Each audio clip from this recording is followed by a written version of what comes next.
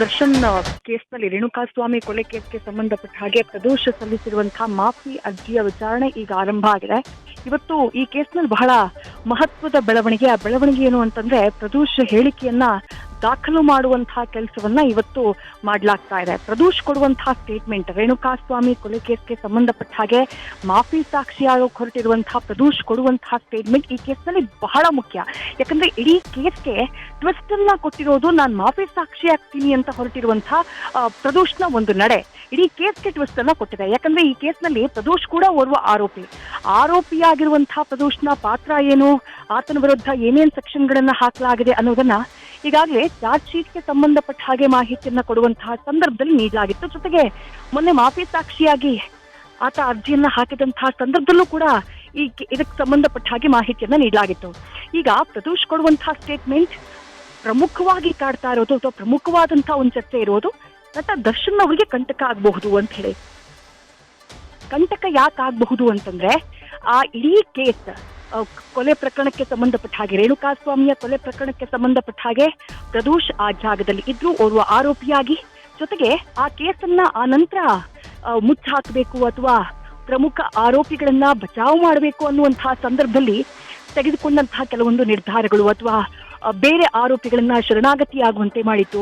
ಜೊತೆಗೆ ಅದಕ್ಕಾಗಿ ಹಣದ ವ್ಯವಸ್ಥೆಯನ್ನ ಮಾಡಿತು. ಅದೆಲ್ಲದರಲ್ಲೂ ಕೂಡ ಪ್ರದೋಷ್ ಪಾತ್ರ ಇರೋದು ಪೊಲೀಸರ ತನಿಖೆಯ ಸಂದರ್ಭದಲ್ಲಿ ಬೆಳಕಿಗೆ ಬಂದಿತ್ತು. ಈ ಕೇಸ್ಗೆ ಸಂಬಂಧಪಟ್ಟ ಹಾಗೆ ಮಾಫಿ ಸಾಕ್ಷಿ ಆಗೋಕೆ ಹೊರಟಿರುವಂತಹ ಪ್ರದೋಷ್ ಏನು ಹೇಳಿಕೆಯನ್ನ ಕೊಡ್ತಾರೆ ಅನ್ನೋದು ಕುತೂಹಲ. ಈಗ ಪ್ರದೋಷ್ ಹೇಳಿಕೆಯನ್ನ ಕೊಟ್ಟ ತಕ್ಷಣ ಅಥವಾ ಹೇಳಿಕೆಯನ್ನ ದಾಖಲು ಮಾಡಿದ ತಕ್ಷಣ ಪ್ರದೋಷ್ನ ಮಾಫಿ ಸಾಕ್ಷಿಯಾಗಿ ಕನ್ಸಿಡರ್ ಮಾಡಲಾಗತ್ತಾ ಅಂತ ಕೇಳಿದ್ರೆ ಇಲ್ಲ. ಅದಕ್ಕೊಂದು ಅದರದ್ದೇ ಆದಂತಹ ಕಾನೂನಾತ್ಮಕ ಪ್ರೊಸೀಜರ್ ಇದೆ. ಆ ಪ್ರೊಸೀಜರ್ ಏನು ಅಂತಂದ್ರೆ, ಈಗ ಪ್ರದೋಷ್ನ ಹೇಳಿಕೆ ದಾಖಲಾದಂತಹ ನಂತರದಲ್ಲಿ ಆ ಹೇಳಿಕೆಯನ್ನ ಕೌಂಟರ್ ಮಾಡೋದಕ್ಕೆ ಅವಕಾಶ ಇರುತ್ತೆ. ಅಂದ್ರೆ ಪಾಠ್ಯ ಸವಾಲ್ ಮಾಡೋದಕ್ಕೆ, ಕ್ರಾಸ್ ಎಕ್ಸಾಮಿನೇಷನ್ ಮಾಡೋದಕ್ಕೆ ಅವಕಾಶ ಇರುತ್ತೆ. ಅದಾದ ನಂತರ ನ್ಯಾಯಾಲಯವು ಕೂಡ ಈಗಾಗಲೇ ಪ್ರಕರಣಕ್ಕೆ ಸಂಬಂಧಪಟ್ಟ ಹಾಗೆ ಕಲೆ ಹಾಕಲಾಗಿರುವಂತಹ ಸಾಕ್ಷಿಗಳಿದೆಯಲ್ಲ, ಅದು ಸಾಂದರ್ಭಿಕ ಸಾಕ್ಷಿಗಳಿರಬಹುದು ಅಥವಾ ಟೆಕ್ನಿಕಲ್ ಎವಿಡೆನ್ಸಸ್ ಇರಬಹುದು, ಅದೆಲ್ಲವನ್ನ ತಾಳೆ ಹಾಕುವಂತಹ ಕೆಲಸವನ್ನ, ಅದೆಲ್ಲವನ್ನ ತಾಳೆ ಹಾಕಿ ಕನೆಕ್ಟ್ ಆಗ್ತಾ ಇದೆಯಾ. ಈಗ ಪ್ರದೋಷ್ ಒಂದು ವೇಳೆ ಸುಳ್ಳು ಹೇಳಿಕೆ, ಆತನ ವಿರುದ್ಧ ಕ್ರಮವಾಗುವಂತಹ ಚಾನ್ಸಸ್ ಕೂಡ ಇರುತ್ತೆ. ಹಾಗಾಗಿ ಅದನ್ನು ತಾಳೆ ಹಾಕ್ತಾರೆ. ಈ ಕೇಸ್ ಪ್ರದೋಷ್ ಹೇಳೋದ್ರಲ್ಲಿ ಸತ್ಯಾಂಶ ಇದೆ, ಆತ ಕೊಡ್ತಾ ಇರುವಂತಹ ಹೇಳಿಕೆ ಜೊತೆಗೆ ಇವರ ಬಳಿ ಇರುವಂತಹ ಟೆಕ್ನಿಕಲ್ ಎವಿಡೆನ್ಸ್ ಅಥವಾ ಸಾಂದರ್ಭಿಕ ಸಾಕ್ಷಿಗಳು ಒಂದಕ್ಕೊಂದು ಸಿಂಕ್ ಆಗ್ತಾ ಇದ್ದಾವೆ, ಒಂದಕ್ಕೊಂದು ತಾಳೆ ಆಗ್ತಿದ್ದಾವೆ ಅನ್ನುವಂತಹ ಟೈಮ್ನಲ್ಲಿ ಪ್ರದೋಷ್ನ ಮಾಫಿ ಸಾಕ್ಷಿಯಾಗಿ ಕನ್ಸಿಡರ್ ಮಾಡಲಾಗುತ್ತೆ. ಅಂದ್ರೆ ಇವತ್ತು ನಡೀತಾ ಇರುವಂತಹ ಪ್ರೊಸೀಜರ್ ಏನೋ, ಇವತ್ತು ನಡೀತಾ ಇರುವಂತಹ ಬೆಳವಣಿಗೆ ಏನೋ, ಪ್ರದೋಷ್ನ ಹೇಳಿಕೆಯನ್ನ ದಾಖಲು ಮಾಡ್ಕೊಳ್ಳೋದು ಮಾತ್ರ. ಇವತ್ತು ಬರೇ ಹೇಳಿಕೆಯನ್ನ ದಾಖಲು ಮಾಡ್ಕೊಳ್ಳಲಾಗುತ್ತೆ. ಬಟ್ ಆತ ಯಾವ ರೀತಿ ಇಡೀ ಘಟನೆಯನ್ನ ವಿವರಿಸ್ತಾನೆ, ಆತನಿಗೆ ಕೊಡುವಂತಹ ಸೂಚನೆನೇ ಅದು. ನೀನೀಗ ಮಾಫಿ ಸಾಕ್ಷಿ ಆಗ್ತೀಯಾ ಅಂತಂದ್ರೆ ಇಡೀ ಘಟನೆಯನ್ನ ನೀನು ವಿವರಿಸಬೇಕು. ನಿನ್ನ ಪಾತ್ರವೂ ಸೇರಿದಂತೆ ಪ್ರಕರಣದಲ್ಲಿ ಇರುವಂತಹ ಎಲ್ಲಾ ಆರೋಪಿಗಳ ಪಾತ್ರವನ್ನ ನೀನು ಸ್ಪಷ್ಟವಾಗಿ ತಿಳಿಸುವಂತಹ ಕೆಲಸವನ್ನ ಮಾಡಬೇಕು. ಅದೇ ಮಾಫಿ ಸಾಕ್ಷಿಗಿರುವಂತಹ ಕಂಡೀಷನ್. ಈಗ ಪ್ರಕರಣಕ್ಕೆ ಸಂಬಂಧಪಟ್ಟ ಹಾಗೆ ಆವತ್ತು 2024 ಜೂನ್ ತಿಂಗಳ 8ನೇ ತಾರೀಕು ರೇಣುಕಾಸ್ವಾಮಿಯನ್ನ ಚಿತ್ರದುರ್ಗದಿಂದ ಕಿಡ್ನಾಪ್ ಮಾಡಿಕೊಂಡು ಪಟ್ಟಣಗೆರೆಯ ಶೆಡ್ಗೆ ಕರ್ಕೊಂಡು ಬಂದಂತಹ ಟೈಮ್ನಲ್ಲಿ ಏನಾಯ್ತು, ಪವಿತ್ರ ಗೌಡನ್ನ ಯಾರು ಕರ್ಕೊಂಡು ಬಂದ್ರು, ಯಾರು ಯಾವುದ್ರಲ್ಲಿ ಹೊಡೆದ್ರು, ನಟ ದರ್ಶನ್ ಯಾವ ರೀತಿಯಾಗಿ ಹಲ್ಲೆ ಮಾಡಿದ್ರು, ಅಥವಾ ಬೇರೆ ಆರೋಪಿಗಳು ಯಾವೆಲ್ಲ ಅಸ್ತ್ರಗಳನ್ನ ಬಳಸ್ಕೊಂಡು ಹೊಡೆದ್ರು, ಅದಾದ ನಂತರ ರೇಣುಕಾಸ್ವಾಮಿಯ ಸಾವನ್ನಪ್ಪಿದಂತಹ ಸುದ್ದಿಯನ್ನ ದರ್ಶನ್ಗೆ ತಲುಪಿಸಿದವ್ರು ಯಾರು, ಅದಾದ ನಂತರ ಹೋಗಿ ಯಾವ ರೀತಿ ಪ್ಲಾನ್ ಅನ್ನ ಮಾಡ್ಲಾಗತ್ತೆ, ಈ ಕೇಸ್ನಲ್ಲಿ ಬೇರೆಯವರನ್ನ ಫಿಟ್ ಮಾಡೋಕೆ ಅಂತ ಹೇಳಿ ಒಂದು ಪ್ಲಾನ್ ನಡೆಯುತ್ತಲ್ಲ, ಒಂದ್ 3-4 ಜನರನ್ನ ರೆಡಿ ಮಾಡ್ತಾರೆ, ಹಾಗೆ ರೆಡಿ ಮಾಡಿದವ್ರು ಯಾರು, ಅದೆಲ್ಲವೂ ಕೂಡ ಜೊತೆಗೆ ಹಣದ ಈ 30 ಲಕ್ಷ ವ್ಯವಹಾರ ಆಗುತ್ತೆ, ಅವ್ರಿಗೆ ಹಣ ಕೊಟ್ಟು ಅವ್ರನ್ನ ಜೈಲಿಗೆ ಕಳಿಸೋದು ಅಂತೆಲ್ಲ ಏನ್ ಪ್ಲಾನ್ ಆಗಿದೆ, ಅಂತದ್ದೇನು ಆರೋಪ ಇದೆ, ಚಾರ್ಜ್ ಶೀಟ್ ನಲ್ಲಿ ಉಲ್ಲೇಖ ಆಗಿದೆ, ಅದೆಲ್ಲದಕ್ಕೆ ಸಂಬಂಧಪಟ್ಟ ಹಾಗೆ ಈಗ ಪ್ರದೋಷ್ನ ಹೇಳಿಕೆ ಬಹಳ ಮುಖ್ಯ ಆಗುತ್ತೆ.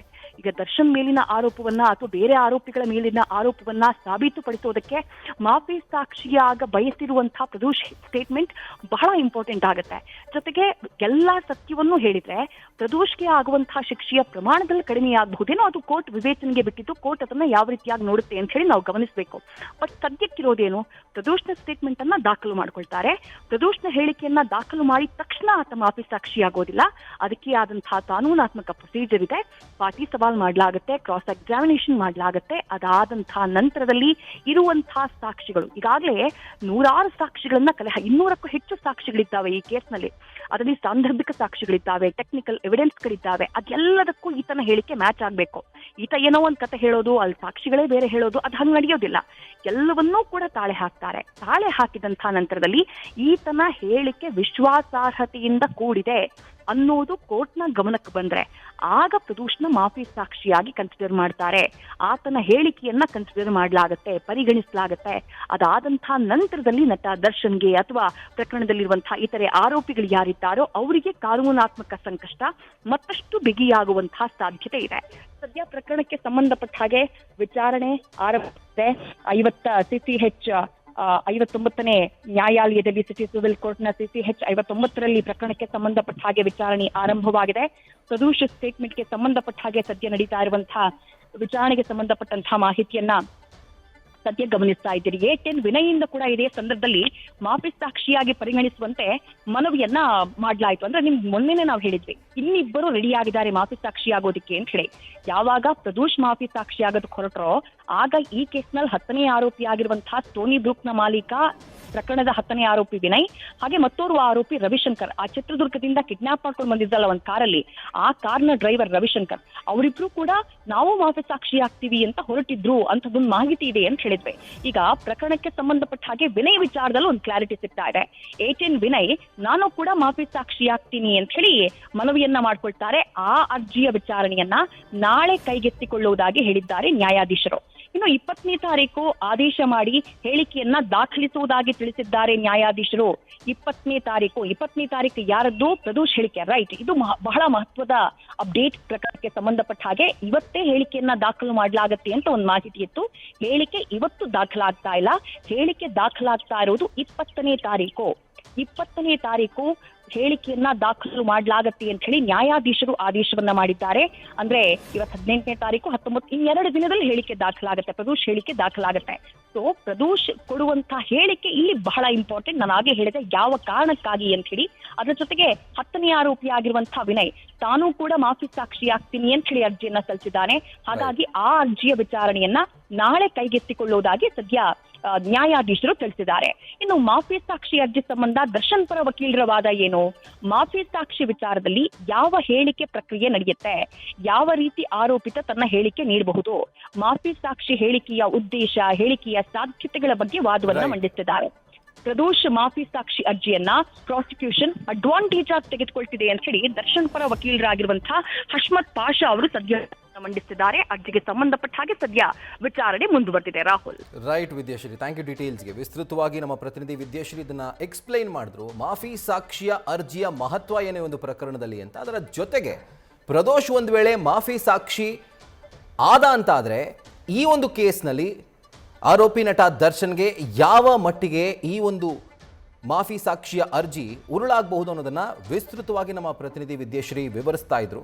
ಈಗ ಸಿಗ್ತಿರುವಂಥ ಅಪ್ಡೇಟೆಡ್ ಮಾಹಿತಿ ಏನು ಅಂತಂದರೆ, ಪ್ರದೋಷ್ನ ಜೊತೆಗೆ ಈಗ ವಿನಯ್ ಕೂಡ ಮಾಫಿ ಸಾಕ್ಷಿಯಾಗಿ ನನ್ನನ್ನು ಕೂಡ ಪರಿಗಣಿಸಬೇಕು ಅನ್ನುವಂಥ ಮನವಿಯನ್ನು ಈಗ ಕೋರ್ಟ್ ಮುಂದೆ ಇಟ್ಟಿದ್ದಾನೆ. ಅಂದರೆ ಅವರ ಪರವಾದಂಥ ವಕೀಲರು ಒಂದು ಮನವಿಯನ್ನು ಮಾಡಿರುವಂಥದ್ದು.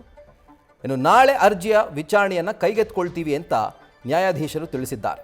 ಇನ್ನು 20ನೇ ತಾರೀಕು ಆದೇಶವನ್ನು ಮಾಡಿ ಹೇಳಿಕೆ ದಾಖಲು ಮಾಡೋದಾಗಿ ನ್ಯಾಯಾಧೀಶರು ತಿಳಿಸಿದ್ದಾರೆ. ಸೊ ಅಲ್ಲಿಗೆ 20ನೇ ತಾರೀಕು ಪ್ರದೋಷ್ ಹೇಳಿಕೆ, ಪ್ರದೋಷ್ನ ಸ್ಟೇಟ್ಮೆಂಟ್ ರೆಕಾರ್ಡ್ ಆಗುತ್ತೆ. ನ್ಯೂಸ್ ಫಸ್ಟ್ ನಿರ್ಭೀತಿಯಿಂದ ನಿಮ್ಮ ಪರವಾಗಿ.